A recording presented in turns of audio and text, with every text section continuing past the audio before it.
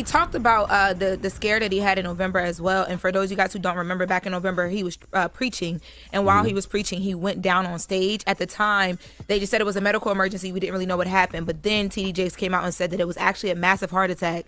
He had no idea because he didn't have the typical symptoms of going into a heart attack. He just felt like he was going to sleep.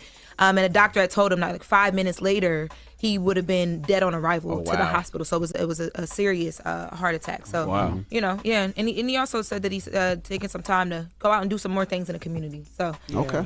Yeah. But I also want to say, when I tell you, Bishop T.D. Jakes is passing the torch to more than capable individuals. Pastor Touré and Pastor Sarah Jakes Roberts, they both was at the Black Effect Podcast Festival this past weekend. And I told Touré, I said, brother, you and Pastor Sarah are on divine assignment, because the impact that they have on people, especially young people, is incredible. Every young person around me at the festival wanted to meet them. One of my young mentees, Marcus Scott, another young mentee, Nyla McPherson. When I tell you, these people love Pastor Sarah and Pastor Touré. So Sarah and Touré have the ability to bring a whole new flock of people to the church. So salute to Bishop Jakes and Pastor Sarah and Pastor Touré. I call them the first family of faith. I love those individuals. That's amazing. And I got to meet them too, thanks to Charlamagne. I was like, no, it's too much, because everybody was like going crazy over them. And I was like, I don't want to meet them, it's too much. But I used to go to their church in LA years ago, and a lot of people, if you've been in LA and lived there for a while, one church was like the church that like you go, it helps you get through your experience, because it's tough when you're moving and you're transitioning.